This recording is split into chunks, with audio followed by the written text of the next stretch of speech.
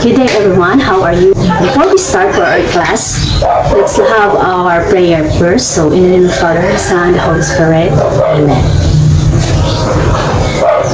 In the Father, the Son, and the Holy Spirit, Amen. So, how are you class? As I can see, complete naman kayo. So, we don't have to call for attendance since you are all here. So, our lesson for today is about permutations. Before we start to our lesson, I would like last day, which is about factorial. So, factorial has a very big participation or part for our next topic, permutation. So, anyone, did you remember what is factorial? Just raise your hand. Okay, yes, Anna? Yes, okay. Yes, that's good. Factorial is a mathematical operation used in counting and arranging numbers. So let's proceed to our next topic, permutation. So in every life, the order of arrangement affects outcomes. By the end of this lesson, I expected that you should be able to define what permutation is, explain when the order of objects matters in arrangement, apply the permutations formula to solve problems, and analyze real-life situation and determine the number of possible arrangements. What comes into mind in hearing the word permutations? Anyone? Yes, Chelsea. Yes, that's correct. Thank you for your answer. Permutation is an arrangement of objects where order matters. So, example, ABC is not equal to ACB and BEC. So, as you can see, ABC is not equal to CBE and BCE, ACB and BCE. So, changing the order produces different outcomes. In real-life application, permutations are used in many ways because the order of objects or people matters. So, for example, ranking winners in a contest, first place, second place, and third place, are not the same even if the same participants are involved. Changing their order results in a different outcome. So in arranging books or items on a shelf, placing the same items in different order creates new arrangement. Each change in position counts as different permutation. So, di ba? Pag naka-arrange yung mga libro, inilipat mo yung isa, so hindi na sila parehong ayos ng dati kasi nalipat na yung isa. Di ba? Nakuha nyo? Nakuha nyo ba yung concept? In assigning positions like President, Vice President, at Secretary, kung maraming tao pero iiba't ibang posisyon, hindi mo naman pwedeng ilagay dalawang presidente at the same time kasi dapat may isang presidente, isang vice-presidente, at isang secretary. Kumbaga, pag ilipat natin yung presidente sa secretary at saka yung secretary, ililipat natin sa vice-presidente. So, ang isa, yung natitira, magiging presidente siya. Kasi nga, dapat may specifico silang kinalalagyan. So, permutations are also used in creating passwords. So, kagaya ng password. Binigyan ka ng 5 numero pang password. So, binigyan ka ng 1, 2, 3, 4, 5 na numero. Pero yung password na andun is 4 lang. So, hindi mo naman pwede ilagay yun.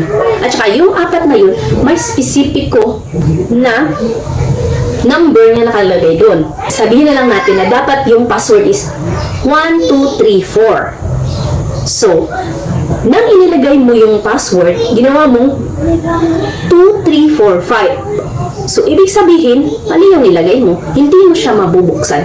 Kasi nga, dapat ang nandun lang na number is 1, 2, 3, 4. So, nung nilagay mo yung 2, 3, 4, 5, ibang numero na naman o ibang specificong arrangement na naman iyon.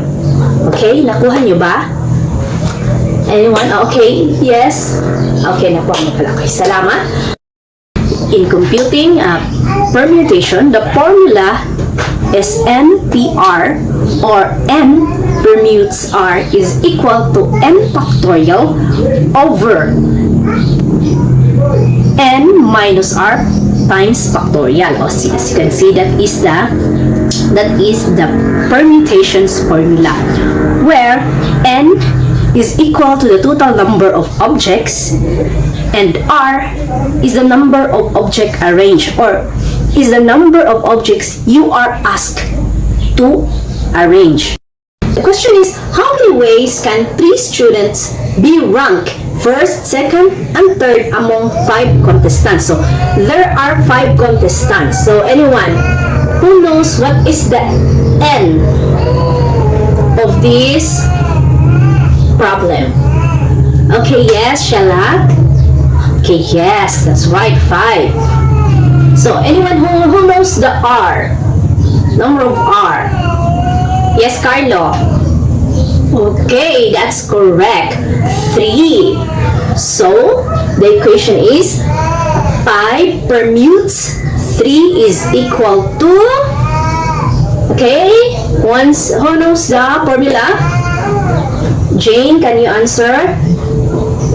Okay, yes. Yes, that's correct. So, 5 permutes 3 is equal to 5 factorial divided by 5 minus 3 times factorial is equal to 5 factorial over 2 factorial. So, which comes 5 factorial is equal to 5 times 4 times 3 times 2 times 1 divided by 2 factorial is 2 times 1. Anyone who knows 5 factorial? So, anyone? Rika. Okay, this is Rika. What is your answer? Okay, correct. 120. So, 2 factorial is, yes, 2. So, 120 divided by 2.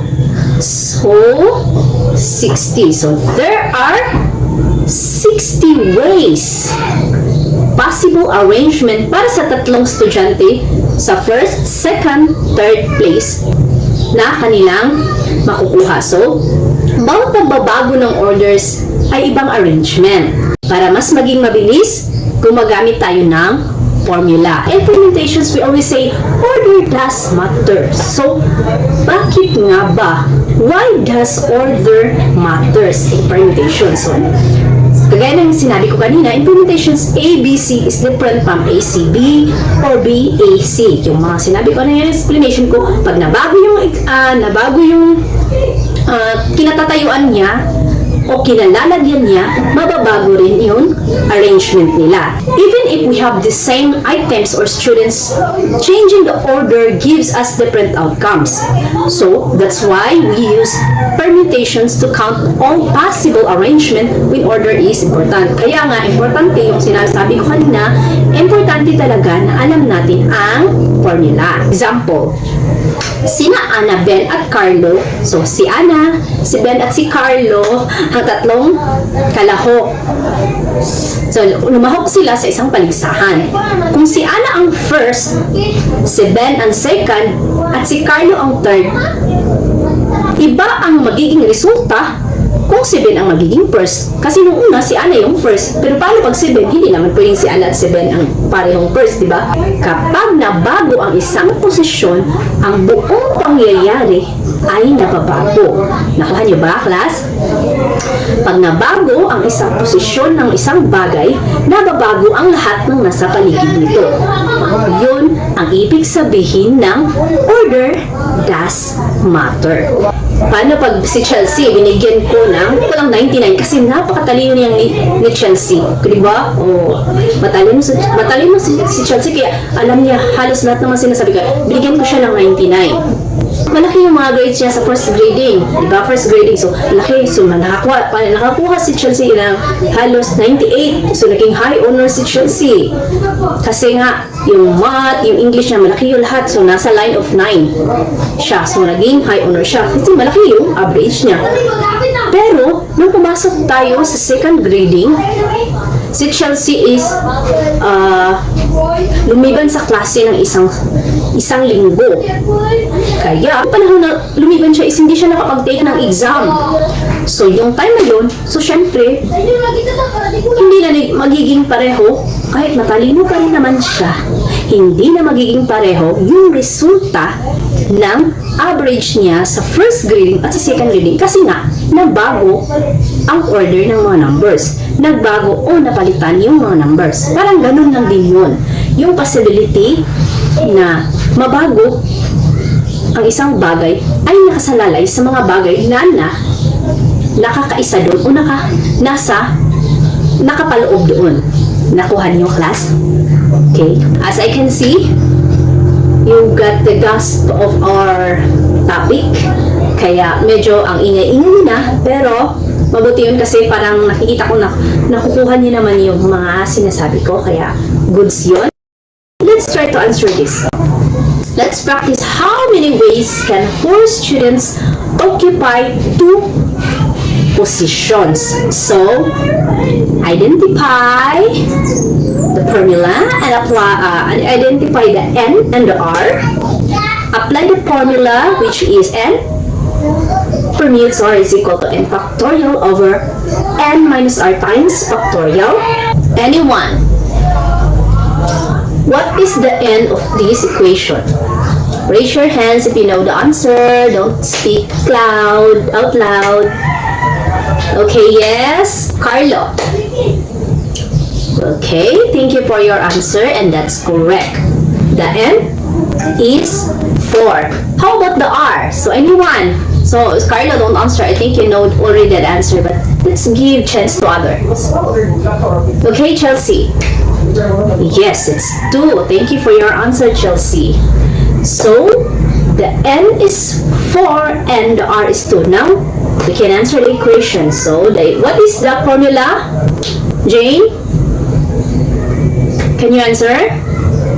Okay, thank you for that. So the formula is NPR is equal to N factorial over N minus R times factorial, which is 4 permutes 2 is equal to 4 factorial divided by 4 minus 2 times factorial. So, 4 factorial is 4 times 3 times 2 times 1.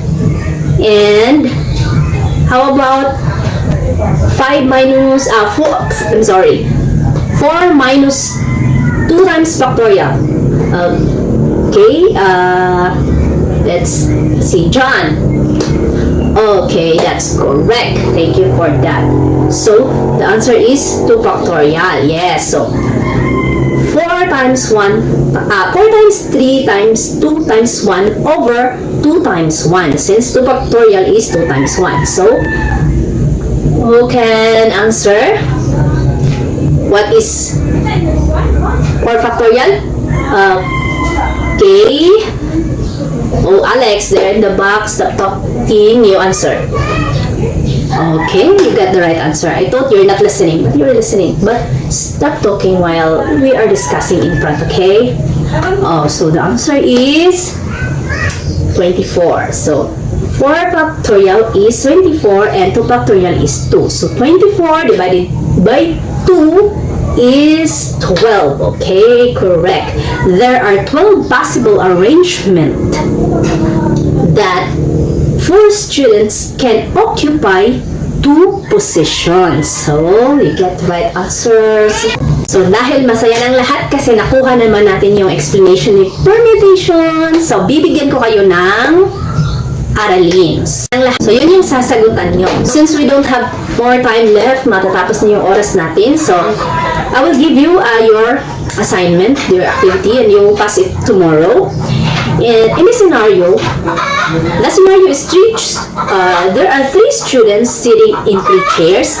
Your goal is to apply the permutations formula to find the number of possible arrangement. As a problem solver, your role is to analyze the situation, perform the calculation accurately, and show your reasoning.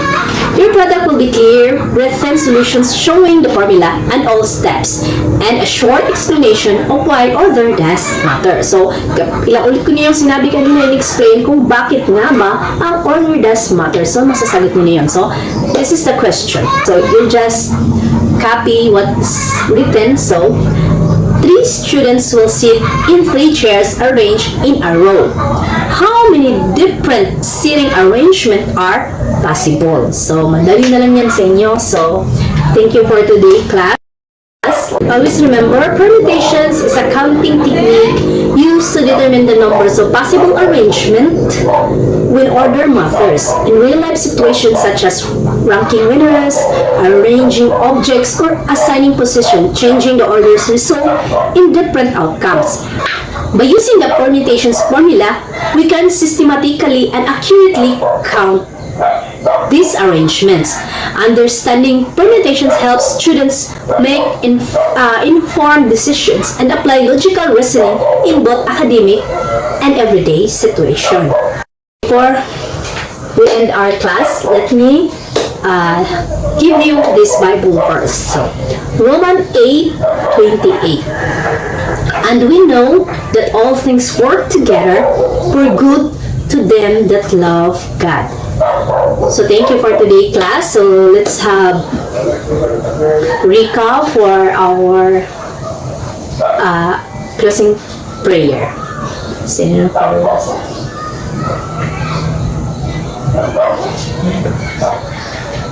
So thank you for today, class, and goodbye. See you tomorrow. Bye.